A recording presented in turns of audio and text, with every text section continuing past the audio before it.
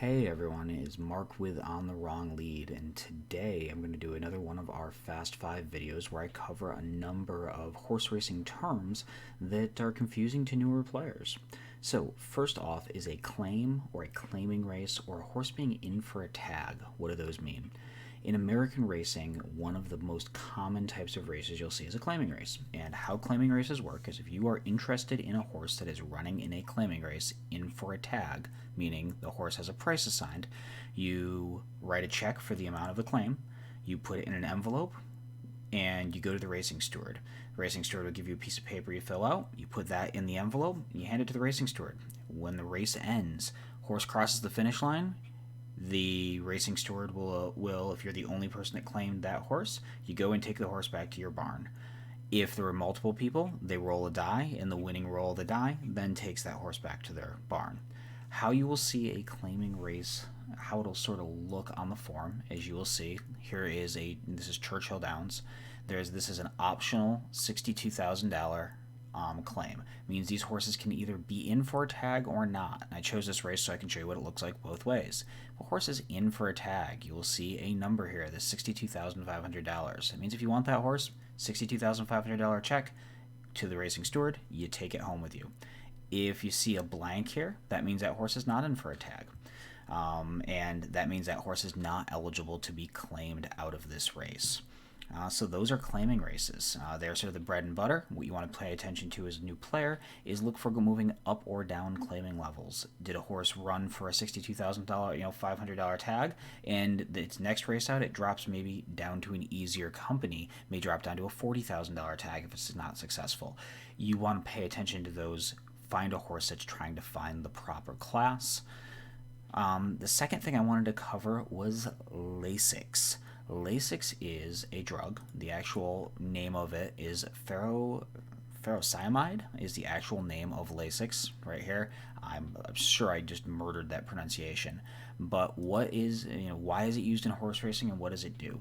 Horses are very prone to a condition where when they exert themselves a lot, like in a race, some of the capillaries in their lungs burst and it leaks blood into their lungs. It'll prevent and it makes the horse uncomfortable. You'll often see after a race, a horse with a little blood around its nose, around its nostril, and that's bleeding.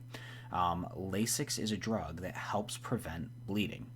There are a number of pedigree lines that are more prone to bleeding or less prone to bleeding, and certain horses are more and less prone to bleeding. Once a horse has a bleeding problem where it has bled, the bleeding does tend to affect the performance, and that horse will tend to be more prone to bleeding in the future. So you will often see a situation where horses will run in certain jurisdictions where Lasix is illegal, like in Europe, and they will be a good horse, and all of a sudden they'll have a bad race, and you'll know it in the comments, it'll say blood, and then they will ship to the United States, and they will pop into a good barn, go on Lasix, and all of a sudden be successful again.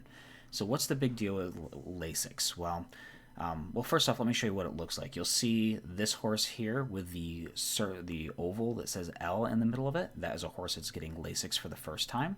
And down below it here, you're going to see a horse that just has a straight L. That means that horse has previously had Lasix, and it will be shown on the racing form here, the L's right next to the weight that horse was carrying in previous races. So what's the big deal with Lasix? Well, if you've ever heard of the term piss like a racehorse, it comes from Lasix. Horses that are on Lasix pass a ton of water. So let's say you're somebody who's a little nefarious and in the horse racing biz, and you want to give a horse a drug, and you want to give it a drug very close to race day, and you want to get it out of their system really quickly so it can't get caught in a test. Well, Lasix can allow you to do that, and that's why Lasix is being looked at. When we talk about legislation to make horse racing safer, there's a lot of look at Lasix and how do we want to manage it? How close to the race is an appropriate time to give a horse Lasix?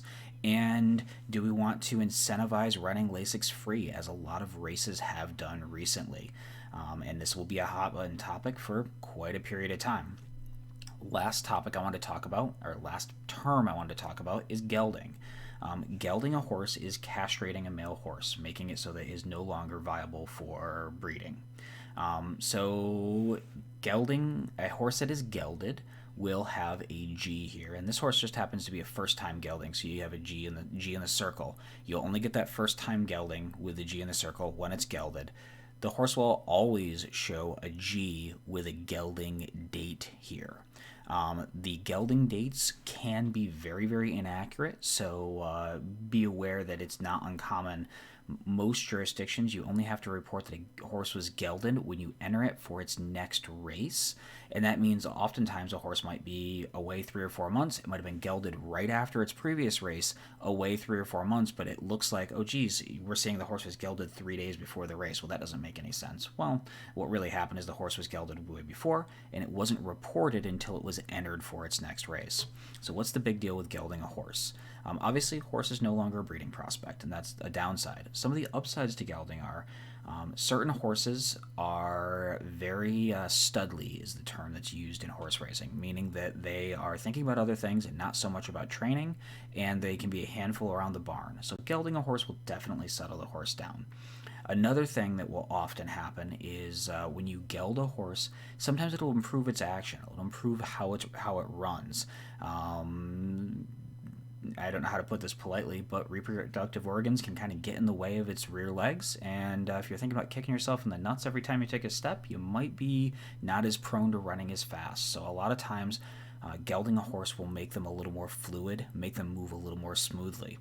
And the third thing about gelding a horse, a lot of times younger horses will be gelded because they're getting so much growth hormone, they're growing so quickly that they get to be too big. A horse in a stable that I work with, they actually didn't geld the horse, and the horse got so big that every time they tried to train the horse developed an injury.